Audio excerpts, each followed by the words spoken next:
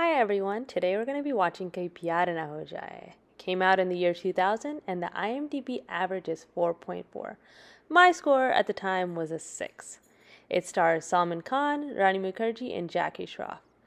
It is 2 hours and 40 minutes long. Ugh, I don't know why. And also spoilers, I am going to go through the whole movie.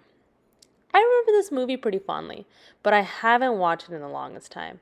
I have a feeling based on the average rating that I'm not going to like it much now.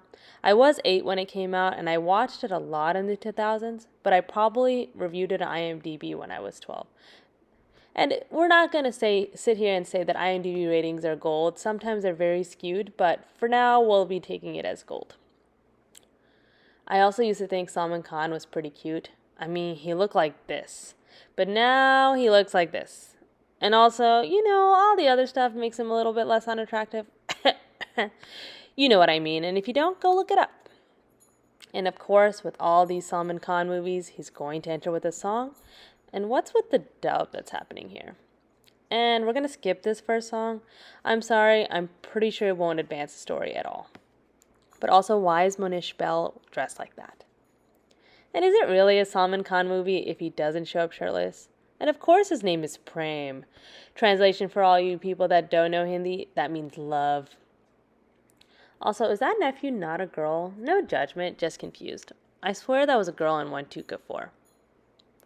I'll always love Rani Mukherjee regardless of what her movie choices are. And if I end up hating this movie, it's okay. Also, I love that she's lying so she can just eat food. This is slightly funnier than I was expecting, although I don't know how they thought she was a kidnapper automatically. Whoever this Nisha is, based on all the movies I've seen before, Prem is not ending up with her by the end. Spoiler. I'm like 99% sure that in most of these movies, the lead female, aka Rani Mukherjee, is going to end up with the lead male, aka Salman Khan. I guess Shakti Kapoor is going to be the comedy relief for this movie to make it an extra 45 minutes longer. Got it. Also, body like Salman Khan is right. Is this a meta joke? Do they do that in Hindi movies? Or are they just lazy writers? And such classic 90s Hindi comedy. Salman Khan assumed that her dog was her boyfriend, and she got so mad about it. Very good. So this movie is just an ongoing comedy skit show with different comedy skits, and the cuts between the scenes are so weird. Literally just 15 straight minutes of no progression in the story, just comedy. Quotation marks. And classic wind-blown hair scenes and all with Prem messing with the lead as usual. Although these Shakti Kapoor scenes are just extra, I thought this one was pretty cute and endearing where he tells them to hurt anyone who hurts their mother. And I love this fit, but I'm skipping the song. Also, I'm just kidding about the fit. It is not good. Forced engagement time, yay! It's always so awkward when they say no or just skip the asking part. Come on, Prem, you can do better than this. Ye namumkin hai. Is this why he was needed in this movie?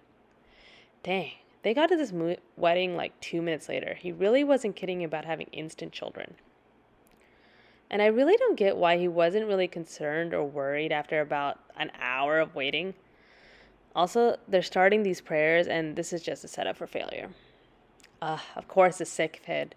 That's why she needs to get married. For the money! And of course, Prem is all for it. Salman Khan really can't cry or act.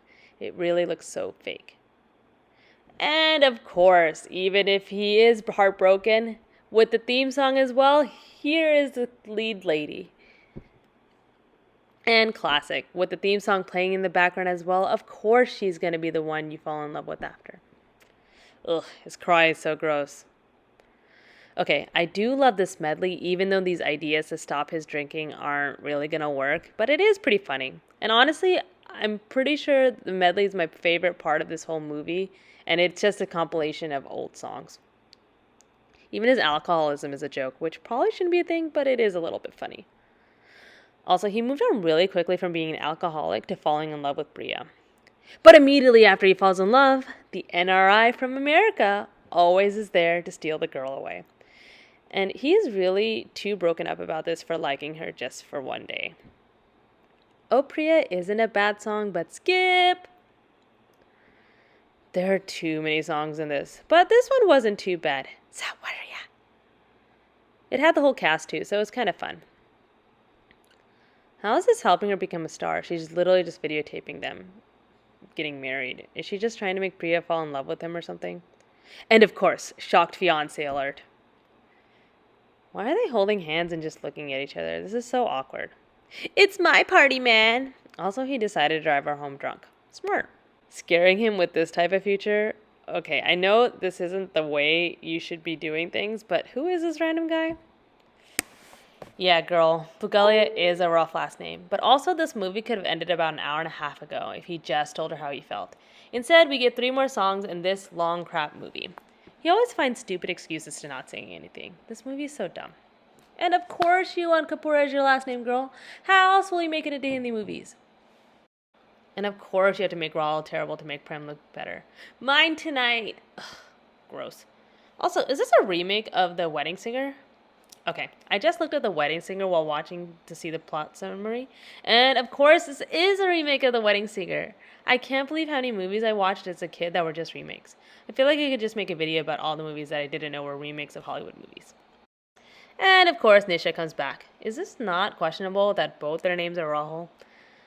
At least he had a sort of more realistic love for Priya. I don't know. And of course, Priya sees him and Nisha and assumes automatically that they're back together. Drama.